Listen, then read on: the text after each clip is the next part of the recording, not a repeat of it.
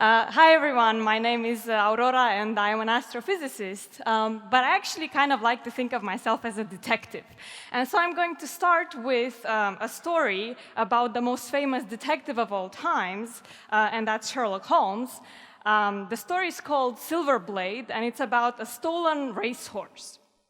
And trying to identify the thief of this racehorse, Sherlock Holmes points to the curious incident of the dog during the nighttime. Very puzzled, the Scotland Yard detective replies that there was no such thing. What is he talking about? The dog did nothing in the nighttime. And Sherlock Holmes surprisingly replies that was the curious incident. The fact that the dog did nothing during the nighttime means that the thief must have been somebody that the dog knew very well. And that's the missing piece of the puzzle that helps Sherlock Holmes to solve the case. Okay? The reason I'm telling you this is because many of us, unlike Sherlock Holmes, don't think about what doesn't happen. We don't think about what we don't see. We don't think about what we don't hear. But that's actually very important. When I tell people that I'm an astronomer, they usually think about this. This is a gorgeous picture of the night sky taken by a friend of mine. And indeed, this picture is very inspiring. However, what you don't see when you look at this picture is really the most important piece of the story when you think about the universe. And so that's what I want to talk to you today about. I want to tell you about the unseen and the invisible universe. And I'm going to start with the unseen, so the things that we do not see. Let's look again at this picture of the night sky. And it actually took a Nobel Prize laureate to ask the following question. He said, well, everybody points their telescopes at something, some object on the sky. Suppose we took our best telescope, the Hubble Space Telescope, and we pointed it at a really dark patch of the sky. Suppose we point our telescope at nothing for a really long time. What are we going to see? And the answer is actually really amazing. So this is what they saw. What they saw was hundreds of very, very faint, very distant galaxies, which you can only see when you expose this picture for a very long time. Our universe is really full of these galaxies. This is only a very small patch. But when you look at it on a larger scale, you start to see some kind of pattern emerge. And it looks something like this. This is what we call the cosmic web. And every single dot on this picture is a galaxy. And the pattern I'm talking about, the web, is if you look carefully, you see that there are dense parts, which are the knots of this web, like here, like there. And these knots are connected between them by filaments. The cosmic web knots are what we call clusters of galaxies. And that's what I spend most of my time researching. But I don't look at these things in optical light. I look at them in X-rays. And this is what I see. So here, all of these whitish blobs, each of them is a galaxy, and the purple haze around them is what we see in X-rays. Now, let me pause for just a little bit, and I want your honest answer on the following question. When I say X-rays, how many of you actually think about something like this? Nobody? Really? Only so few people? I don't believe you. It's not a trick question, okay? It's not a trick question. The radiation that these objects, these huge objects in the universe emit, is the same kind of radiation that your doctor uses to produce that picture I just showed you, all right? And it turns out when you calculate the mass of the stuff that emits X-rays, it's about 5 times more mass than if you put all of those galaxies together. So if you wouldn't have X-ray eyes, you would miss most of the mass in this object. Now, I talked about the cosmic web, and so this cosmic web knot emits X-rays. The question is, what about the filaments? Do they emit X-rays as well? And the answer is they should. Theorists tell us that they should, but it's been really difficult to find because those X-rays are very faint. Until around about 2008, my collaborators and I came up with the following idea. Let me simplify the cosmic web for you just a little bit. So I've left only 2 knots and 1 filament. I've taken out the rest of the web. And here we are looking at this filament. And you see that our line of sight intersects this filament for only a really short distance. This is the orientation that you typically expect to see such a filament in. And we said, okay, suppose that we handpick a system that we know has a slightly different geometry, like this.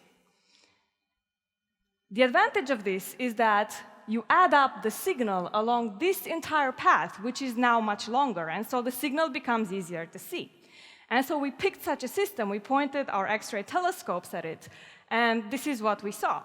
And this is the first detection of a cosmic web filament in X-rays. And that filament is this bridge of X-ray emission connecting this cosmic web knot with that cosmic web knot.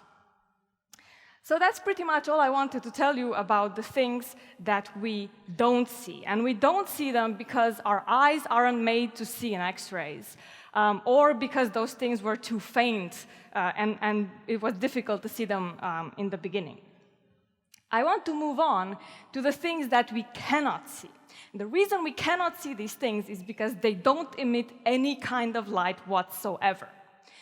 The first thing that comes to people's minds, in this case, is black holes. Okay, very famous astrophysical objects. All the science fiction books talk about them. What black holes are is very, very compact objects where the gravity is so strong that not even light can escape.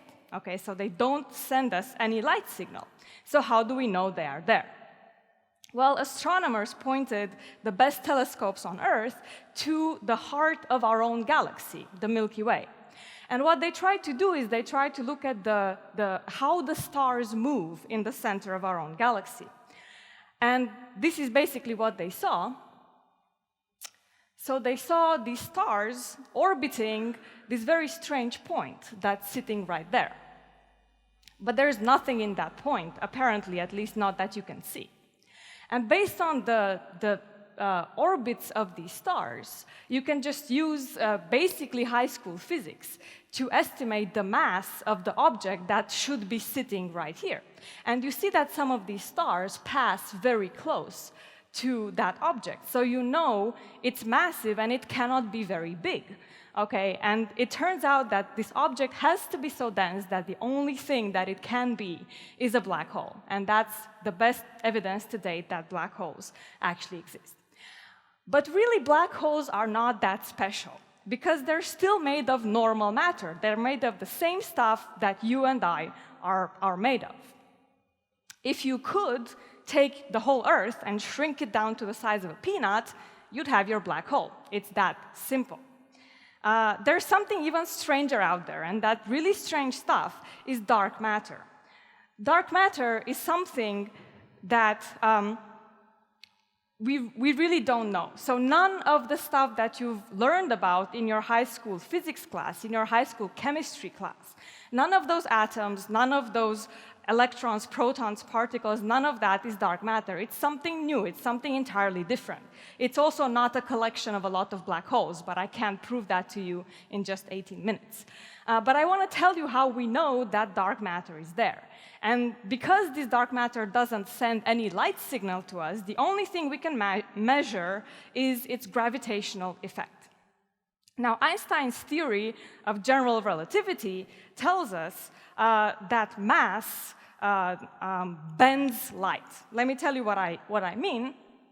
Suppose we are sitting right here on the Earth, and suppose there's one of my favorite objects, a cluster of galaxies, a knot in the cosmic web, and that thing is very massive and is sitting over here.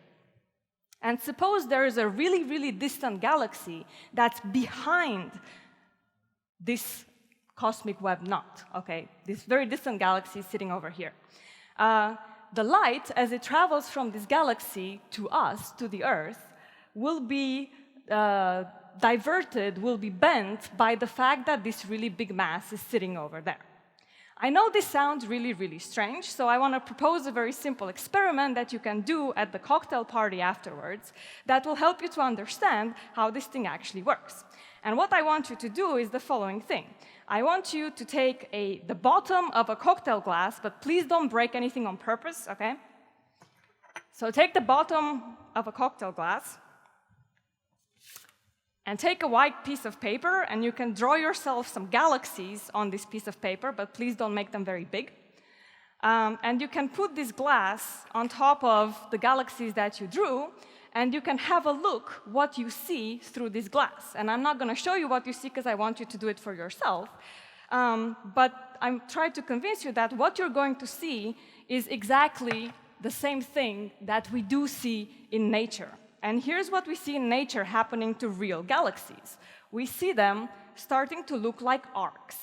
So here's, for example, such an arc, and here's such an arc, and here, and here, and this really long thing, and of course, that thing is an arc. So all of these are distant galaxies whose shape is being distorted by the mass of such a cosmic web knot.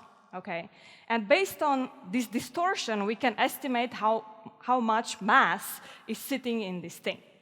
And when you do that, you'll see that you get about 5 times more mass than anything that shines in any kind of light. So you put together your X-rays and the mass of your galaxies, and you come up 5 times short the mass that you calculate. And all of the rest is this dark matter. All right. And so let me ask the same question again. If cosmic web knots cause this light bending, can we see the same effect from filaments? And again, the answer is it's a very small effect. It's been very, very difficult to measure. But we went back to our favorite object, which I showed you before. We went back to this particular filament that we were able to see in X-rays. So here is, again, the X-ray picture that I showed. And we looked at this, and we tried to look for this light bending effect. And for this particular system, we are actually able to detect this. And here in blue, you basically see the distribution of the total mass, and most of that mass is dark matter. And so you see this bridge of dark matter that is connecting these 2 knots of the cosmic web. And this is the first time that we detect dark matter from such a cosmic web filament. And this result was published in 2012, and actually the press release for it came out the same day as the press release announcing the discovery of the Higgs boson. Anyway, fun fact. All right. Let me pause for a little bit, okay? Because I know this is really hard to grasp. And the reason I know this is because I remember when, for the very first time, I read about the universe. And I brought for you here today the book that introduced me to the universe. And it's this book right here. It's called Astronomy, the Structure of the Universe. And I remember reading this book the first time, and I remember I got to the end of the book, and I thought, wow, that was amazing, but I didn't really understand like half of it. And then I went back, and I took this as a challenge. I said, I really want to understand this fantastic stuff. And I went back and I read this book again, and then I read it again, and when I still didn't understand it, I went on and became an astrophysicist. So that's how it happened. Now, I remember the most fascinating thing from this book was the last chapter. And that chapter talked about the expansion of the universe. So here it is, schematic picture of a slice in our universe today. So this is the present, and we think that the space used to be smaller in the past. So the same patch of sky used to be smaller, and so the densities were basically packed closer together than they are right now. And the galaxies are now kind of rushing away from each other. And this book described really amazing methods that you could use in order to determine how the rate of this expansion is changing with time. Okay? And so these measurements could be used to determine which of these 3 cases is actually happening and where we are going in the future. Will this expansion keep going forever? Will it eventually stop, or will it turn over, and eventually the universe will contract back to one point? And I found this really fascinating. And then the measurements actually were performed after this book was published with a fairly high degree of precision, and people were shocked because it turned out that the answer is none of the above, okay? It turned out the answer is this. This is what our universe is doing. The rate of the expansion is getting faster and faster and faster. Nobody expected that because there's a lot of stuff in the universe, all right? And the gravitational pull of all of that stuff should be slowing the expansion down. And nobody knows why it doesn't, except that there's this really strange kind of anti-gravity, if you want to call it, which is ripping the universe apart. And this anti-gravity is what we call dark energy. So here it is, our universe today, what we know it's made of. 75% of it is this dark energy, this anti-gravity. We have no clue what it is, okay? It's 75%. 21% is dark matter, so it's this extra mass that you only see the gravitational effect from, but you don't see any light from this dark matter. And we don't really know what that is either. There are some theories floating around. We're hoping that the Large Hadron Collider might provide us with some kind of candidates for dark matter, but we don't really know. And 4% of the universe is normal stuff, the stuff that you and I are made from. Except, of this 4%, most of it shines in X-rays, not in visible light. And so really much like the story of Sherlock Holmes's dog who did not bark, what you don't see when you look at the universe is really the biggest part of the story. Now, it's a little bit frustrating not to know 96% of our universe, right? But in fact, the reason why I came here today was not because I wanted you to understand the universe better after my talk.